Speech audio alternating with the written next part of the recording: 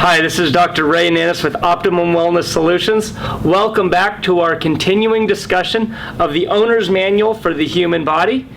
So far, we've discussed oxygen, water, and nutrition. Today, we're going to be talking about the most important part, by my perspective, the nervous system. The nervous system is made up of several parts, so we're going to start from the top, work our way down. The most important part being the central nervous system. The central nervous system is the coordination factor within the body. It's what decides what we do, where we go, and how we do it. The central nervous system is made out of the brain, which has bunches of parts we're not going to necessarily be talking about today, but we will on a future video. We'll talk about the neurology of the brain. But the brain and the spinal cord are what we call the central nervous system. Those are the main communication links, deciding links of what's going on in the body. The peripheral nervous system is the second major component of the body. The peripheral nervous system is going to be subdivided again into two components. The first component is the volitional nervous system, or the spinal nervous system. This is the part of the nervous system that we have control over. It's the thing that when your brain decides you're going to walk across the room, will move the muscles to do so. If I ask someone to pick up a pen, they can reach over to a desk, pick up the pen, maybe even write a note if we ask them to do that, because we've consciously thought about doing it. That's what happens when we're controlling the muscles, the bones, the joints, and the skin. And the peripheral nervous system is also subdivided into what we call the autonomic nervous system. The autonomic nervous system is the part of the body that controls all of the things that we don't have to think about, all of the organ functions. It's what's making you breathe right this moment, possibly digest the food that you've eaten a few moments ago, taking care of elimination, dealing with heart rate, almost everything that's going on in the body, even maintaining your temperature, literally all of the things that we just don't have to think about. And I have to admit, I'm really glad that the autonomic nervous system does all of those things, because I'd get so distracted, I'd see a shiny penny and forget to breathe for a while. I mean, it's just the way that we would work if we had to consciously think about everything that's going on. And there's thousands and probably millions of functions that are happening in our body every single second that the autonomic nervous system is taking care of. Now, that autonomic nervous system has two additional subdivisions. The subdivisions there are what we call the sympathetic nervous system. The sympathetic nervous system is our fight and flight. That's what revs us up. It's the gas. It's what makes us go faster. It's what happens if you get surprised. It's what happens if you're under chronic stress. Your body lives in this fight and flight part of the nervous system, and it's designed to keep us alive during times of stress. The other side of the nervous system is the parasympathetic nervous system. The parasympathetic nervous system is the opposition to the sympathetic nervous system. It's the rest, digest, and heal. The rest, digest, and heal, or the parasympathetic nervous system, is what our body is supposed to be doing somewhere between 85 to 95% of the time. It's where our body functions on the day-to-day basis. I always take a look at that. How are we designed, and how is our body supposed to work? But that doesn't necessarily make sense in our modern society today. So we have to look back at our Paleolithic ancestors to see what were they doing. The vast majority of the time, they were hunting, they were gathering, they were just going about their daily business, trying to survive. What we do today doesn't necessarily make sense in the 2015 or so time frame, because our bodies wasn't designed to function in the society that we've created. What it was designed to function with was as we were developing. And if we take a look at what our Paleolithic ancestors did, they spent most of their day hunting, gathering, kind of doing what was necessary to survive at that particular moment and being able to make it through the next day, spending a good portion of their time making sure that they had food and water and shelter. Most of that time was in the parasympathetic mode. They were wandering around, they were picking up fruits and nuts and whatever else that they may have been eating, and their bodies were calm. But once in a while, something would jump out at them. Maybe it's a saber-toothed tiger or a bear or something that they had to be able to get away from. And then they had to be able to either fight off the animal or run away from it. That's that fight and flight. the vast majority of their day obviously had to have been in that parasympathetic mode. That's the rest, digest, and heal. But once in a while, they'd be able to jump into that sympathetic fight and flight, get out of this, get out of here, or defend ourselves mode. The body was designed to function the vast majority of its time in that rest, digest, and heal. That's how we developed. That's how the body developed into being able to function from that mode.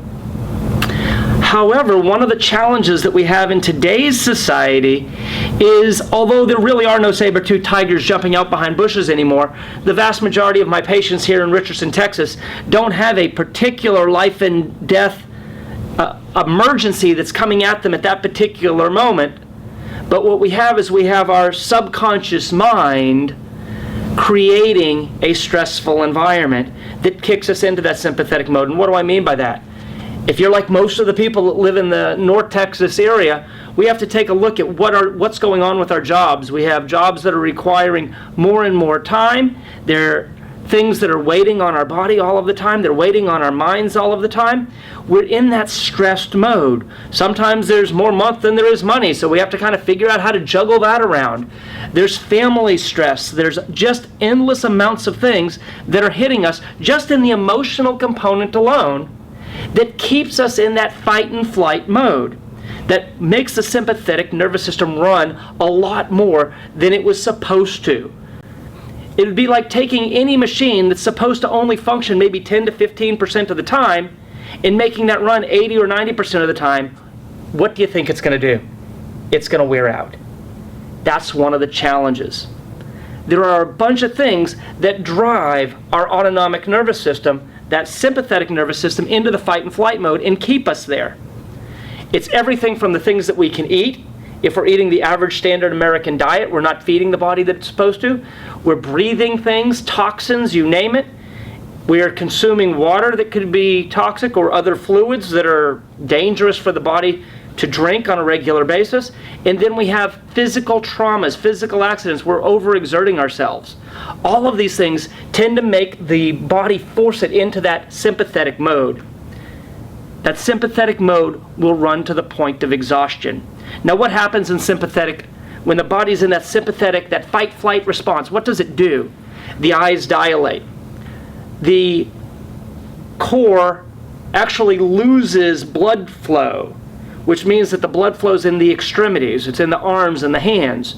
What does that mean? It means that we don't digest food well.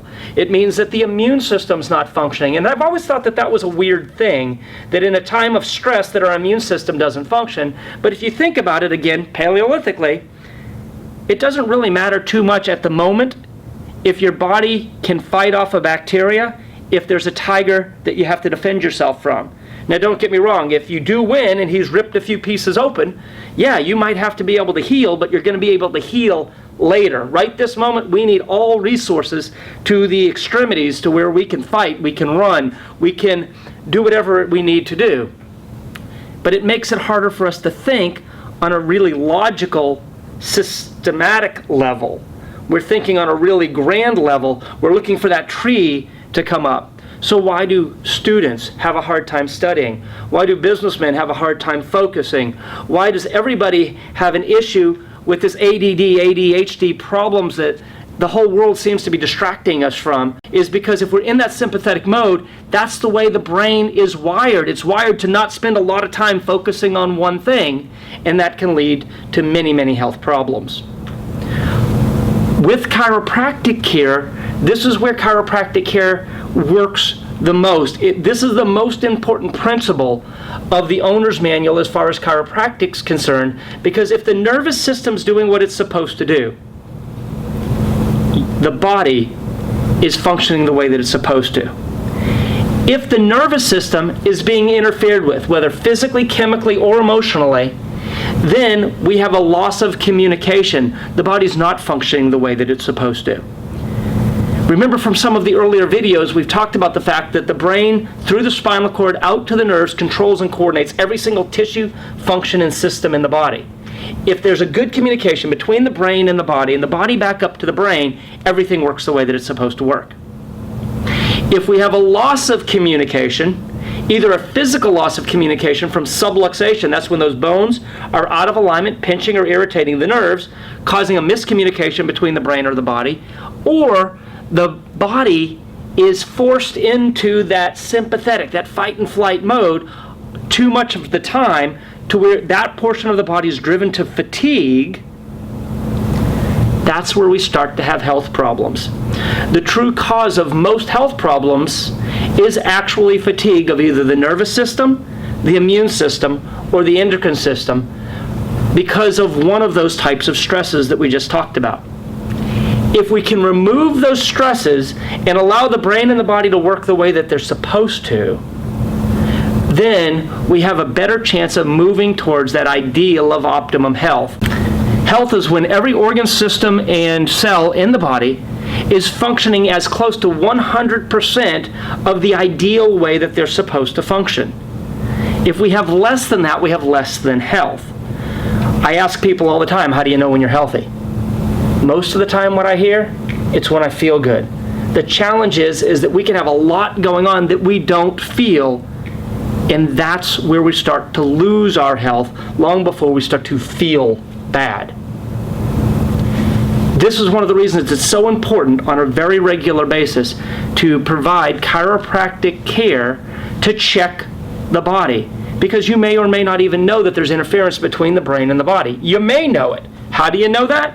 You would know that by having symptoms. These could be things like aches and pains, numbness, tingling, spasm, swelling, burning, cramping, weakness, or incoordination anywhere in the body. Because of the peripheral nervous system, that spinal nervous system that controls all the muscles, bones, joints, and skin, if there's interference, you might have some of those symptoms. But more importantly, you might not have any symptoms there. You could also have difficulty seeing, hearing, breathing, tasting, indigestion, constipation, diarrhea, allergy problems, sexual dysfunction. Anything could be the effect on that autonomic side. But again, the most common symptom is absolutely nothing. Because if there's a subluxation, the bone out of alignment, putting pressure on the nerves, you might not even know about it. But it does mean that the nervous system's not functioning at its absolute optimal potential. That's what Optimum Wellness Solutions excels at doing, is removing the interference and allowing your body to respond to the present need, the thing that's going on right this moment. This has been Dr. Ray Nannis with Optimum Wellness Solutions. I look forward to talking with you in our next video.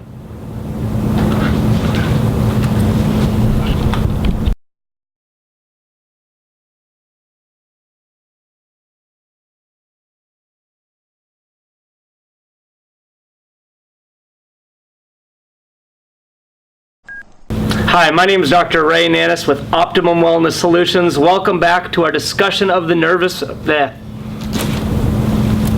See? The nervous blah? The nervous blah. That'll be video 12. That'll be video 12.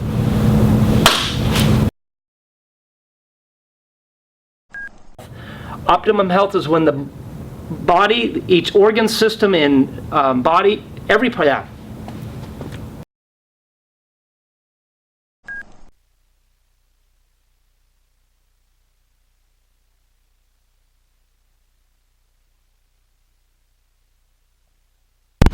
Mike's on. So start over? Yeah. That was good. I know. I got to get used to turning the mics on. My bad. So we don't get bloopers from the cameraman. That's no fair. You just put my bloopers. We need a third camera. Plus, I was thinking we can make that work. We have a third camera somewhere. Okay. Have the cameraman bloopers. They're still selling these. I can get another one just like this one. It's good when they all match, because then your color and saturation, it all stays the same when you see. Put one in the room just to see, when something falls over or whatever.